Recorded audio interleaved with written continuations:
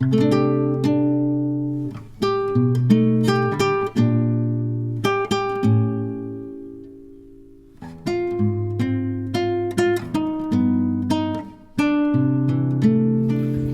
mapagpalang araw po sa inyong lahat. Ngayon po ay March 28, 2026, Sabado, sa ikalimang linggo ng 40 araw na paghahanda.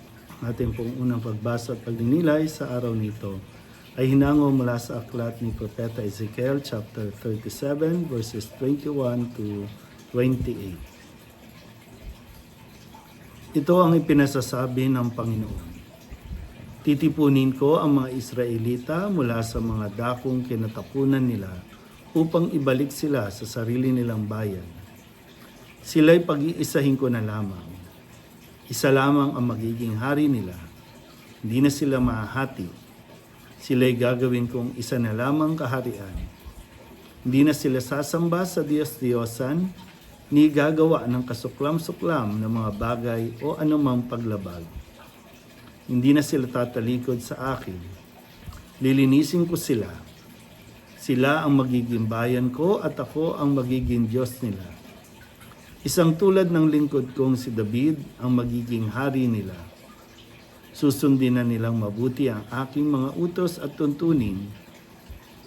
Sila'y doon na maninirahan sa lupaing tinirhan ng kanilang mga pinuno, sa lupaing binigay ko kay Jacob.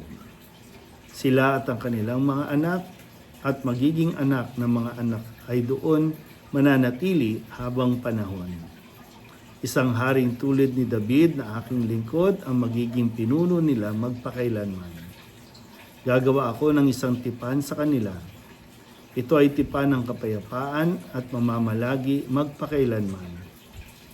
Pagpapalain ko sila at pararamihin. Itatayo ko sa kalagitnaan nila ang aking templo. Ako'y mananatiling kasama nila, magpakailanman. Ako ang magiging Diyos nila.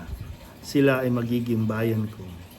At kung mananatili sa kalagitnaan nila ang aking templo, malalaman ng lahat ng bansa na akong Panginoon ang humirang sa Israel upang maging akin.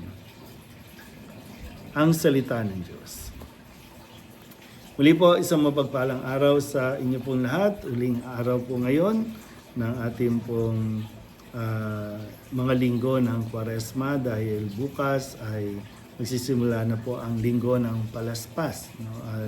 Pagsisimula na rin ng tinatawag natin mga mahal na araw. No? Pag ito ay nagaganap o sinisimulan sa maringal na pagpasok ni Jesus sa Jerusalem. No? Kaya magkakaroon ng kumbaga rito ang pag-alaala o paggunita ng kanyang pagpasok sa Jerusalem, at lahat ng tao po, lahat ng Katoliko ay inaanyayahan siyempre na makiisa sa gawain ito, magdala ng mga palaspas na siyang babasbasan naman sa pagsisimula po ng misa. At itong pangitain o propesiyan ipinahayag ni Propeta Ezekiel, no, ito ay patungkol patungkol pa rin kay Kristo na siyang magiging hari ng lahat.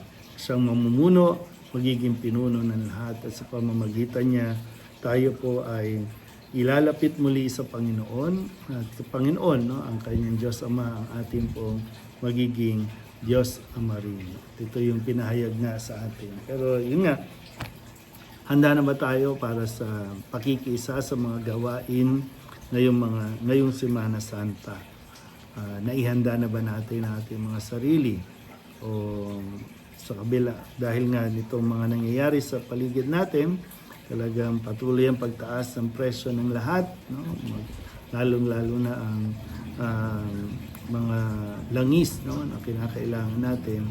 Pero nawa, ang mga krisis na ito ang mas maglapit sa atin sa mga pagdiriwang.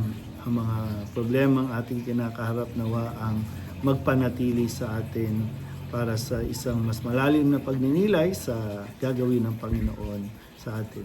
No? Ang gagawin ni Kristo ay upang tayo po ay mailapit sa kanyang Ama, upang tayo po ay mapatawad sa ating mga kasalanan. Kaya asahan po namin kayo na makikidalo o makikilahok sa mga gawain ngayong Semana Santa. Muli po, isang mapagpalang araw sa inyo po lahat.